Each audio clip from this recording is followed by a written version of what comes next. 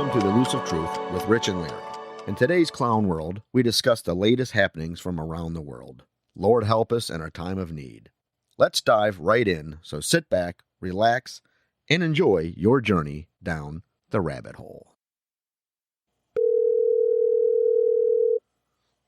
Hey, Rich. Gary, how are you doing today? Oh, my goodness. Just hanging in there. Better. It's not as hot as it was, so that's nice. Yeah, definitely better temperatures here. Other than that, the rest of the world is still going absolutely crazy, and more information's coming out. I want to believe all this new information because it just makes things so much better. But to get started, let's go back to what you just sent me on Mike Lindell and his symposium with the PCAPs. Oh, my goodness. What did you think of that? That's amazing. That's absolutely... It's brilliant. Yes, I had no idea what this whole thing was about, and I personally never heard it. I didn't get a chance to catch it. To my amazement, I didn't hear anything about it except from you. Well, that's because the media doesn't want to talk about him, and if they do, they're going to say, that pillow guy that really just is a conspiracy theorist. You know what I mean? Right. They'll never. And I just think it's so brilliant for Trump to use a guy that they love to pick on to get the word out. They're not using some high-powered attorney or some guy with a bunch of credentials. So they think, oh, it can't be true if this pillow guy is saying it. It makes no sense how this Mike Lindell came into this. Except for him being a businessman, but he wasn't into politics from what I understand. And not at all. He claims it was a destiny from God to intervene. Something, like I said, and I would not believe it unless I saw photos of Mike Lindell coming in and out of the White House as much as he did. So obviously him and President Trump have formed some type of relationship. Oh, man, I think this plan is still going and it's still working. Oh, yeah. That's about...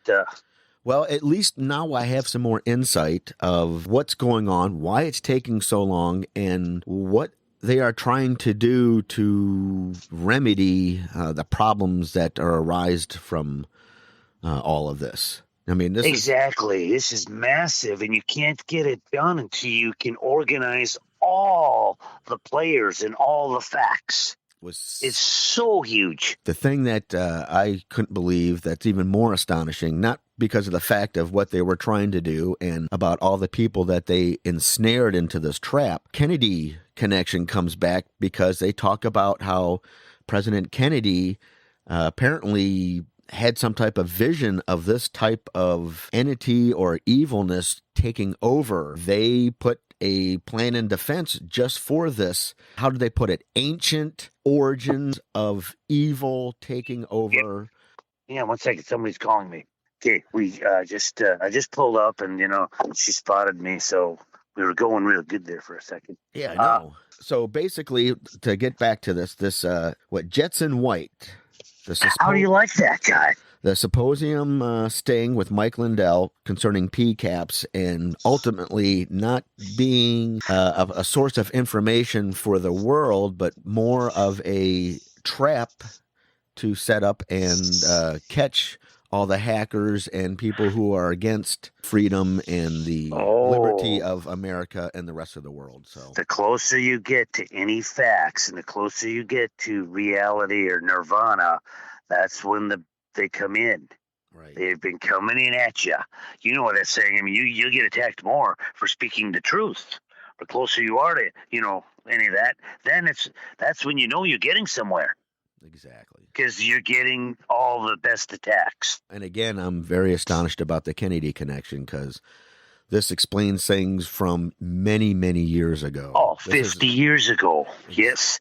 That's how long they've been building this. I thought everything was just hunky-dory and everything. We've all been living in a haze. And then, like I said, all of a sudden, then it was Trump at that time was going to run for president. And I was like, this is the craziest thing I've ever heard. He's never going to become president. He doesn't know anything about this.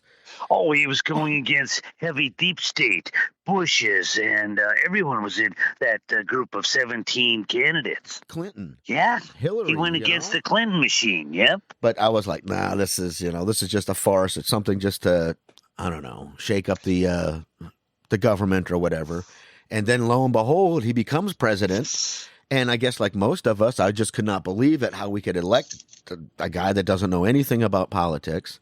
And then how he, I don't know, just his attitude and the way he worked, it was like, wow, this guy is smug. He doesn't care about the presidency. He's making a joke out of it, right? I mean, just in the very beginning. He puts his foot in his mouth a lot, but But mainly not realizing the media constantly being negative and constantly telling us that this is the worst president of all time. He knows nothing. And then all the stuff that goes on, it kind of believe it. And then slowly watching and learning and listening, wow, Trump is actually not too bad. I mean, he's actually got, right? He's actually got something going there. He probably never said nothing that wasn't true. Well, by his actions, eventually what he would say it would come out and be true and correct. I mean, and you could see, I guess, this path that he was laying out, that he was making America great. He was bringing us back to that grandeur that we had back in the roaring 30s or right after World War II, when prosperity just jumped up and houses were being built and America was great and the American dream was alive. And now here we are. We are getting our freedoms and our Constitution flushed down the toilet. Our biggest problem right now, something called COVID, and then something called the Delta variant. That's our biggest problem and fear now. That's what they're trying to push us for. I mean, that's what's really... They've used all their tools. They have nothing left. I'm going to send you the video as well, but it's called Peak Prosperity, and it's called CDC data. They're breaking down the data from the CDC about this damn COVID and the deaths and whatnot. And basically what they come to the conclusion is just what they're saying. If you have diabetes, if you're overweight, and you have complications, yes, you have a more impact, or this disease has more impact on you than anybody being healthy. And the main problem that they see about everything that's going on in this world is we're not talking about being healthy. We're not talking about eating right, exercising, and having your immune system be strong. What do? There's programs in place right now that if you show your vaccination card, you'll get a free Krispy Kreme donut. That is so gluttony, fat shit American. And that's what it is. That's what they were banking on, because this attacks people with more than certain medical conditions. Now, the second point is that the numbers are so low that we have people shooting themselves and suicides that are much higher rates than what we have going on right now with deaths of this Delta 9 variant. It is a total anxiety, warmongering, just shake everybody to their roots. And what happens is when you have so much anxiety, it suppresses your immune system. So we have all these mitigating factors and all this negativity and all this fear, and it's making people nuts. And that's why people are wearing masks all the time. Like here in Oregon, we have to wear a mask inside anywhere now, right? That's the new mandate. That's our governor. And our governor really thinks that we're going to cure all diseases and all bacteria and all this vicious viruses with a piece of cloth over our face.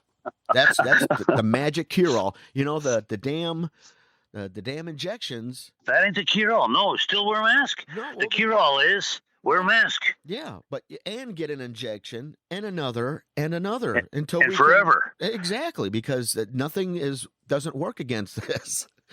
So you should just live in fear the rest of your life that you can never even kiss another woman again or come close to anybody. Well, see, the biggest thing is that the left was real pissed and got all mad about everything. Is that this last 81st Sturgis, over 700,000 bikers were there. I saw maybe one person with a mask. I mean, no one had masks there. And they're interviewing people, and it says, I'm not afraid of COVID out here. I'm living my life. Yeah. And they had a Oh, blast. But that is great. But the media is going to say, oh my God, Delta variant is spread by biker all over the land. The spike is because of the people at Sturgis. That's what they're going to try to say. Yeah. You know, but there was no one hacking and sneezing and dying and falling in the streets at Sturgis. No. You know, and there was people really close together. I mean, like awesome. It was like kind of, this is how it used to be. And now we're getting back to this, oh, we have to push this and push that. And the latest that the president said is that I will lift the mask mandate January 1st of 2022. I haven't heard that yet, but he sounds says about. That's what it's going to take from now until then to get over the curve of this Delta variant and vice versa. So. Oh, yeah, in the middle of winter again, when everybody's indoors and flu hits. It's a bunch of crap, and I don't know. And hopefully more and more people are waking up to this, because that little video you sent me the other day of the lady explaining, hey, we've already perceived this. We've already had this. We know we win this battle. The evil is going to lose. That was at least, thank goodness, because we know we've won this. You're right. We need more and more of this. Because it's opened up people's eyes to the corruption. Well, it really is. It's amazing what's going on, and still trying to see these mayors and these governors, especially in Australia and other countries, what they are doing to suppress the people over this COVID fear. That's what's been taking our time up, you know, and then President Trump and the election results and then Maricopa County and all this, it's been going nuts. And then what happens? And then all of a sudden Afghanistan falls right in our lap. Oh, yeah. Oh, my God. And that's another, it was like, what happened there? What is the worst problem since Biden's been in? Is it Afghanistan? Is it the border? Is it, I mean, you go right down the line of 100 different problems that I don't know which one's the worst he's done. This has been something that we've been involved with for over the past 20 years. Billions and billions of dollars have been spent by us taxpayers funding this Afghanistan intervention. Here it is, 30 days after all this is said and done. Taliban has taken over Pakistan, and it's a shame for those people. They're good people there.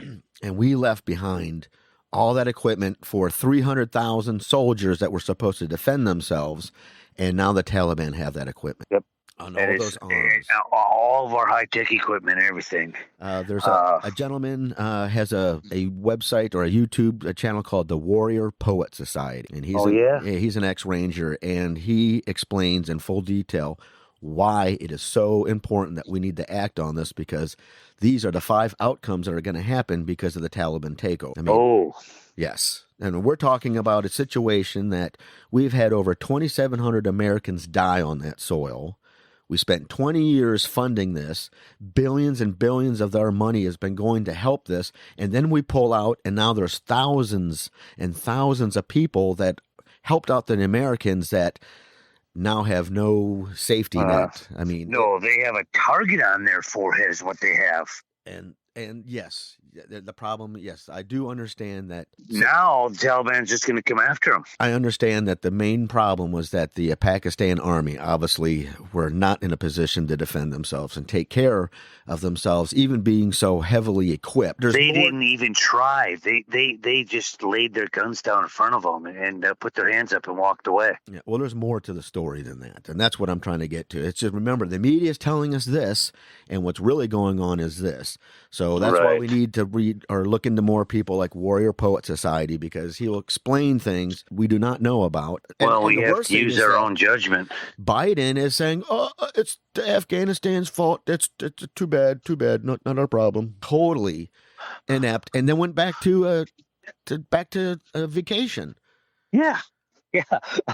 No, they've showed us their true colors. Oh, they certainly did. I mean, it's in the Biden administration, as you touched on, I mean, failure after failure after failure. Yes. I mean, grand scheme of things, it's last hurrah. I guess it's good versus evil. And I hope this is the turning. I hope with this symposium and all the information that they collected on this, that they will be able to start making the changes that we need, because right now we're in a very vulnerable state. And there's a lot of anxiety going on in other countries. You know, what's happening in Australia right now, which is horrible. And hopefully they have people that can rise up and change things.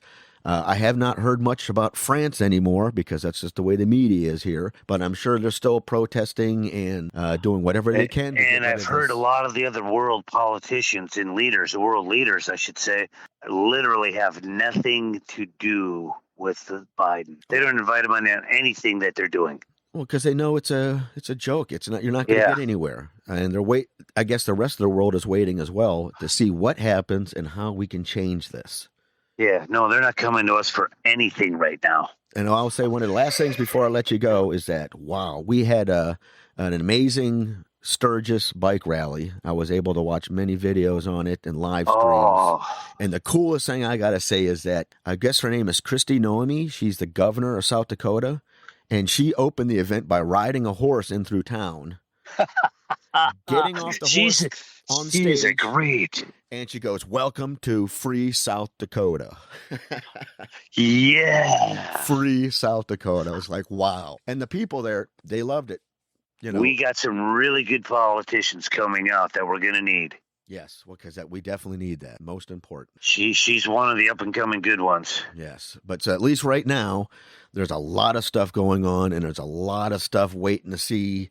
I mean, we've heard of arrests, we've heard of this and that, and I don't know. We got to see him coming. We got to see him coming. Exactly. The truth is out there. It's been exposed. Let's see what starts happening. Let's make sense of this because crime is going crazy in New York City.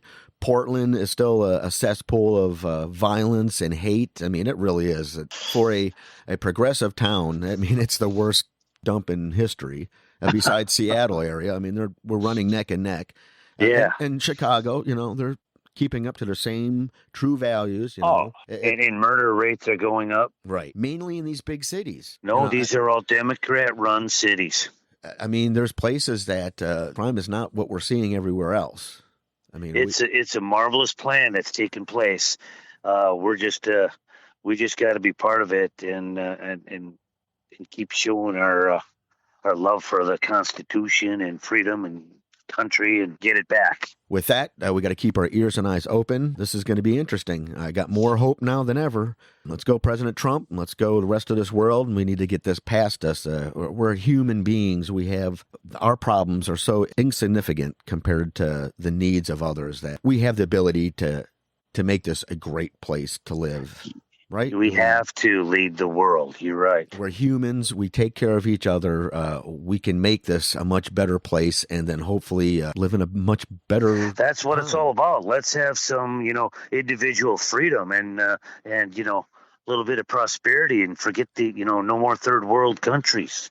Right. We're all humans. We're all together. We worship one God. And we take care of each other. Not about suppressing and hating others and I need this, and that's a big order. I mean, because you see what goes on in the Middle East and just like in Afghanistan, these people have been fighting since Bible times. I mean, you can't change their culture and their history, and we're not trying to do that. I guess it's very hard or almost impossible to set up a peaceful planet. It's hard to change a culture that is nothing but fear and violence. That's power, and that's control, and it's amazing. And I hope we're moving in the right direction because this is exactly where we are right now. I mean, we're right on this verge. We could go worse, or the tables flip and we start moving in the right direction. But this Afghanistan thing, it's just a terrible. I mean, we're talking thousands and thousands of people and their lives being disrupted and the chaos that comes out from the Taliban. I mean, it's a big problem. It's a big problem right now. They took over their country. They got weapons. They have tanks. They have helicopters. They have all sorts of crap. And now they're poised to strike out. Well, we got to be wary of what we are. We know anything the Taliban says is probably a lie.